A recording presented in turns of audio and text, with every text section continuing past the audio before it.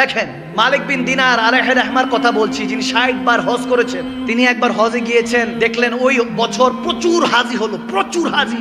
রাতে ঘুমাতে গেলেন 10ই জিলহজের পরের দিন। যখন ঘুমাতে গেলেন আওয়াজ আসলো গায়েব থেকে, কে জানি বলতেছে খাবের মধ্যে, স্বপ্নের মধ্যে, এই মালিক বিন দিনার, এই বছর যত হাজি আছে প্রত্যেকের হজ আল্লাহ কবুল করছেন একজন ছাড়া।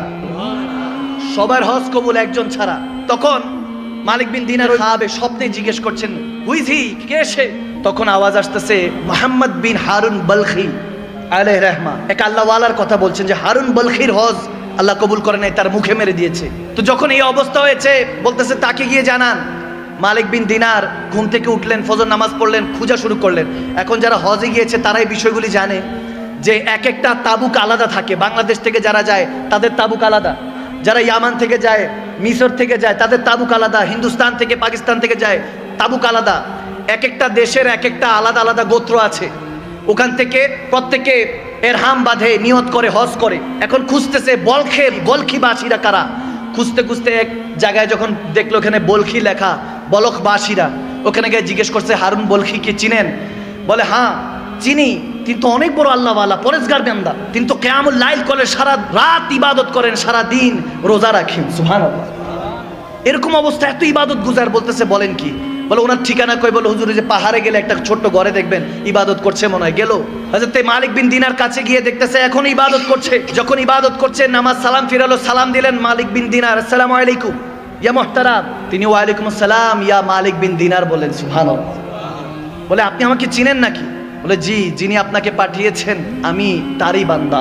যখন মালিক বিন দিনার বলে আপনি এত পরেজগার ব্যক্তি, আপনি জানেন আমি কে? বলে এটাও জানি, নিশ্চয়ই কেউ না কেউ খাবে আপনাকে বলেছে যে আমার হজ এই বছরও কবুল হয় নাই। অবাক হয়ে গেলেন, স্ট্রেঞ্জ হয়ে গেলেন। বলে ব্যাপার কি?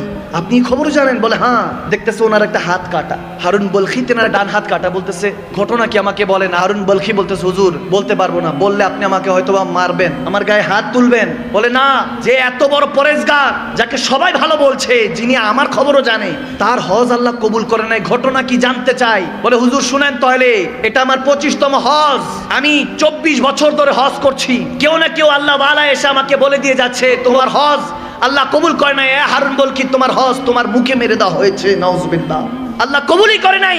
তিনি কান্না করে উঠলেন, হাউমাউ করে উঠলেন। বলে হুজুর 25 বছর আগে আমি শরাবী ছিলাম, শরাব পান করতাম, মদ পান করতাম, বেহুশ হয়ে থাকতাম, খুদের মধ্যে থাকতাম না, বেখুদ হয়ে যেতাম। বলে হুজুর আমার হুশ থাকতো না, রমজানের ওয়াক্ত ছিল, সবাই ইফতারের জন্য তৈরি করছে, নিজেদেরকে প্রস্তুত করছে। আমি মদ পান করে যখন ঘরে প্রবেশ করলাম, ক্ষুধা পেয়েছে, খাবারের জন্য যখন হাত বাড়াচ্ছি, মাকে বললাম রুটি দাও, গোশত দাও। মা বলল শরম করো, হায়া করো, লজ্জা করো, সবাই রোজাদার, তুমি কেমনি ভাবে বেরোজদার মদ পান করে এসে তামাশা করছো, হায়া করো, লজ্জা করো। যখন বলছে, দেখেন অনেকে, আমি এই জায়গায় একটা কথা বলি, কোনো মা বাবা যদি তার সন্তানের সাথে কথা বলতে কার্পণ্য বোধ করে, চিন্তা করে যে আমার সন্তান এই কথাটা বললে হয়তো রাগ করতে পারে, আমি মনে করি সেই রকম সন্তানের মতো বদনসিব সন্তান আর জমিনে নেই। আওয়াজ দেয় না? ঠিক না?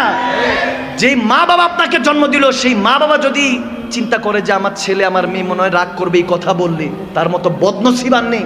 মা বাবা আপনাকে হায়া করছে, আপনাকে ভয় করছে, নাউজুবিল্লাহ, তার মানে আপনার জান্নাত এখন আর সেই আল্লাহর কাছে চৌখাটে, আপনার ঘরে আর জান্নাতটা নাই। ঠিক না ভাইয়ের আমার, বাবার আমার?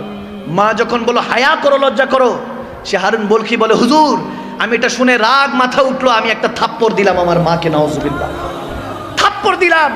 আমার মাটা তরপাইতে তরপাইতে উনুন, ওইখানে আগুন ছিল, চুলার মধ্যে পড়ে গেল। আমাকে কয়েকজন ধরাধরি করে, যেহেতু নেশায় ধুচ্ছিলাম, খবর নাই, বেহুশ, ঘরের মধ্যে আমাকে বন্দি করলো। পরের দিন ঘুম ভাঙলো, দেখি আমার স্ত্রী ওয়াইফ ব্যাগ গুছাচ্ছে। বললাম কি ব্যাপার, কোথায় যাচ্ছ? বলে যে মায়ের সন্তান হতে পারে না, সে বউর স্বামী কিভাবে হবে? আমি তোমার সংসার করব না। বলে আমার মা কই? বলে তোমার মা রাতের বেলায় জানাজা হয়ে গিয়েছে। চিৎকার দিল সন্তান। বলে কি বলো? আমার মা জানাজা হয়েছে, আমাকে জানো নাই? বলে তুমি তো নেশায় ধুচ্ছিলা, তোমার মা তোমার থাপ্পড় পেয়ে নাউজুবিল্লাহ ওই উনুনের মধ্যে, আগুনের মধ্যে পড়ে ওখানে ইন্তেকাল হয়েছে। যেতে যেতে বলেছে আমার সন্তান যাতে আমার মুখ না দেখে। বদকিসমত ওই সন্তান। হারুন বলখি বলতেছে হুজুর এই কথা শোনার সাথে আমি একটা দা উঠালাম, ছুরি উঠালাম, হাতটার মধ্যে ডান হাতে কোপ দিয়ে হাতটাই ফেলে দিলাম। যেই হাত আমার মায়ের গায়ে উঠে, বাবার গায়ে উঠে, ওই হাতের দরকার নেই। এরপর সমস্ত সয় সম্পত্তি আমি দান খয়রাত করে দিলাম গরিব মাসাকিনদের মধ্যে। আজকে 25 বছর ধরে হজ করছি হুজুর, কেউ না কেউ আল্লাহওয়ালা এসে বলে যে আমার হজ কবুল হয় না, আল্লাহ মুখে মেরে দিয়েছে হজ। তখন মালিক বিন দিনার রেগে গেলেন, বলে আরে মার উপরে যে অত্যাচার করে সে কিভাবে মানুষ হতে পারে। মালিক বিন দিনার তার গায়ে একটা থাপ্পড় মারলেন, তার গালের মধ্যে থাপ্পড় মারলেন। তখন হারুন বলকি বলে হুজুর এটারই লায়েক আমি অনেক বড় গুনাহগার, মার সাথে জুলুম করেছি, বাবার সাথে জুলুম করেছি, থাকতে বুঝি নাই, এখন চলে গিয়েছে, এখন হাউ মাউ করে কাঁদি যে মাগো একটাবার বলতে চাই তোমার রান্না খুব ভালো লাগতো, বাবা গো একবার বলতে চাই তুমি আমার জন্য যে পরিশ্রম করো কখনো বুঝতে দাও না তোমার মনের কষ্টগুলি। সেই মা বাবাকে হারিয়ে এখন বুঝি হুজুর, এখন আর তো কোনো কিছু করার নাই, দাঁত থাকতে দাঁতের মর্ম বুঝি নাই। আর যখন মালিক বিন দিনার এই কথা শুনে তার মুখের উপর থুতু নিক্ষেপ করে চলে গেল। রাতের বেলা যখন ঘুমালেন মালিক বিন দিনার এখানে দুনিয়ার চোখ বন্ধ করলেন, ওখানে কিসমতের চোখটা আল্লাহ খুলে দিলেন। দয়াল নবীকে দেখতে পেলেন। দয়াল নবী এসে আমার মালিক বিন দিনারকে বলতেছে, হ্যাঁ মালিক কি জন্য তুমি হারুন বলখিকে মেরেছো? বলি ইয়া রাসূলুল্লাহ মায়ের নাফরমান ছিল, মাকে হত্যা করেছে। বলে আমার নবী তখন মুচকি হেসে দিয়ে বলে সেই মায়ের উসিলাই সে জান্নাতি হবে, তাকে জানিয়ে দাও। তখন মালিক বিন দিনার বলে এটা কিভাবে সম্ভব ইয়া রাসূলুল্লাহ? বলে হাসরের ময়দানে যখন সে হারুন বলকিকে টেনে হেসে ওই ফেরেশতারা নিয়ে যাবে, মাকে উঠাবে, আল্লাহ বলবে এই মা তুমি বলো তোমার কি হিসাব নিকাশ। আল্লাহর কাছে সেদিন ওই মা চিৎকার দিয়ে বলবে আল্লাহ ওগো পারওয়ারদিগারে আলম ইয়া রাব্বাল আলামিন, আমার সন্তান আমাকে হত্যা করেছে, আগুনে নিক্ষেপ করেছে, হত্যা করেছে, তাকে কত কষ্ট করে 9 মাস 10 দিন 10 মাস 10 দিন পেটে রেখেছি, আমাকে সে কষ্ট দিয়ে হত্যা করেছে, আমি বিচার চাই। আল্লাহ বলবে এই বদবখতকে উঠা, ফি নারে জাহান্নামা খালিদিনা, চিরস্থায়ী জাহান্নামে নিক্ষেপ কর। ফেরেশতারা টেনে হেঁচড়ে যখন নিয়ে যাবে তখন সে বারবার চোখের পানি ছেড়ে বারবার তাকাবে মার দিকে, একবার মার দিকে তাকাবে, একবার রাসূলুল্লাহর দিকে তাকাবে। তখন মালিক বিন দিনারকে আমার নবী বলতেছেন যে ওই সময় সে তার মাকে চিৎকার দিয়ে একবার তাকাবে, দুইবার তাকাবে, তৃতীয়বার চিৎকার দিয়ে বলবে মা গো ক্ষমা করে দাও আমাকে, আমাকে ফেরেশতারা জাহান্নামে নিক্ষেপ করছে, মা তুমি কোথায়? আজকে আমাকে জাহান্নামে নিক্ষেপ করছে।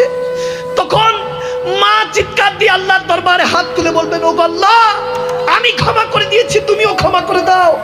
ওগো নবী আপনি শাফাআত করুন। আমার নবী বলে আমি সেই মার আর্তনাদ চিৎকার শুনে বলবো ভয় পাইস না, টেনশন নিস না, যেখানে মা সুপারিশ করেছে রব্বে কারীম ক্ষমা করে দিয়েছে, ওয়ারযুকনা শাফাআতাহু ইয়াউমাল কিয়ামা।